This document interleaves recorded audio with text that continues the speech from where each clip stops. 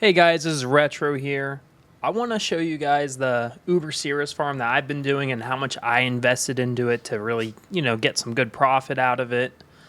So I spent 22 divines. It's either 21 or 22. And I was able to buy 170 fragments, which equates to around like 34 runs.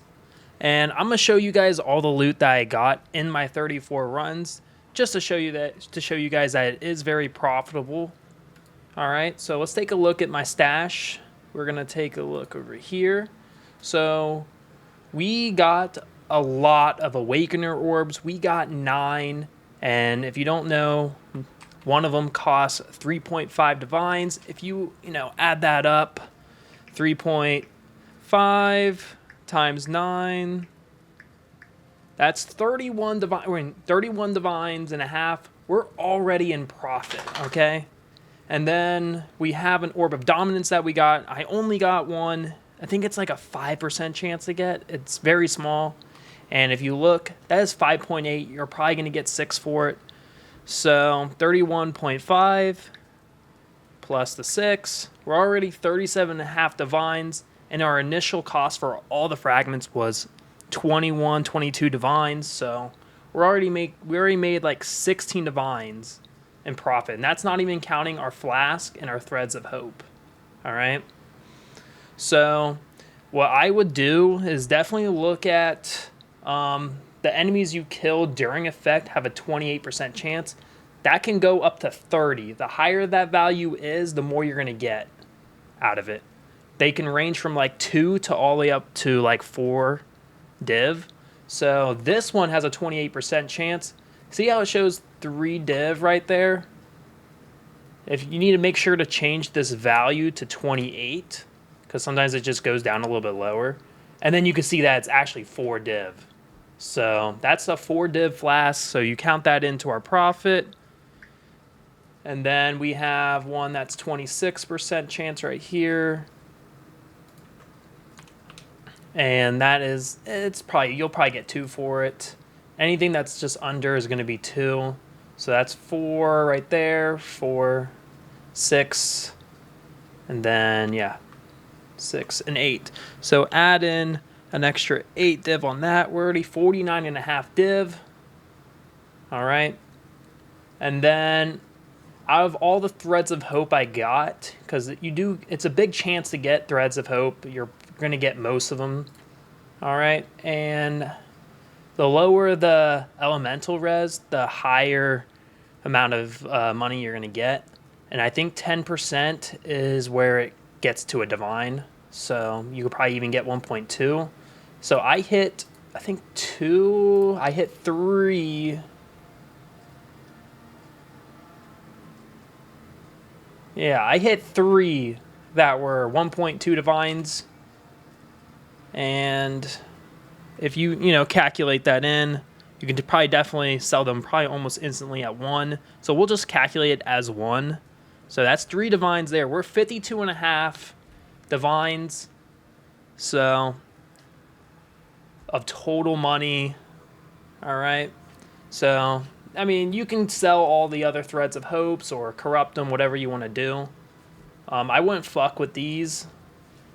So, and then you can probably use all these boots and stuff for some dust and crap like that. You're gonna get a lot of dust out of that. So that's really good to do. But 52 and a half divines in total money, 37 runs.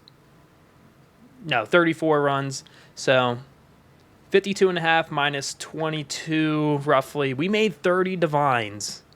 30 and a half divines off all that pure profit. So I'm going to show you guys how I usually do, the boss, and show you maybe some quick tips on how to, hurry up and kill the boss like less than like a couple minutes. All right. So I'm about to do the boss fight, and this actually took around 3 minutes.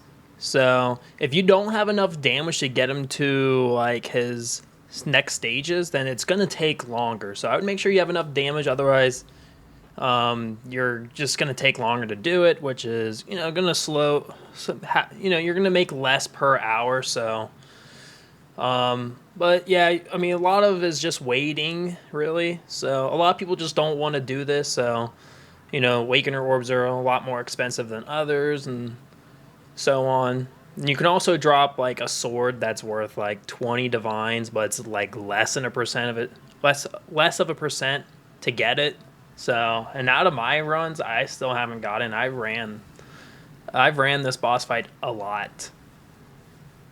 So, I'm gonna show you guys some quick tips on how I kind of like can kill him pretty quickly. You really want to get under him all the time as quickly as possible, because then he'll drop down, right? So you need to do a lot of damage to get him to his immune phase here, and he's gonna pop open, his orb or whatever, and you really need to stay close to it and get him to come out a little bit. And his little projectiles are pretty easy to dodge. Whenever he's doing that blast, you really want to get back under him and stuff if you can, and then he'll just drop down immediately, and then you'll be able to damage him again. All right. So, yep. And you basically just kind of just repeat this process. It's very easy. I kind of like to move towards the left each time. He basically just mirrors the same thing, and it's kind of just a pattern. All right. And I like to stay close. I did a bad job dodging those and running into it.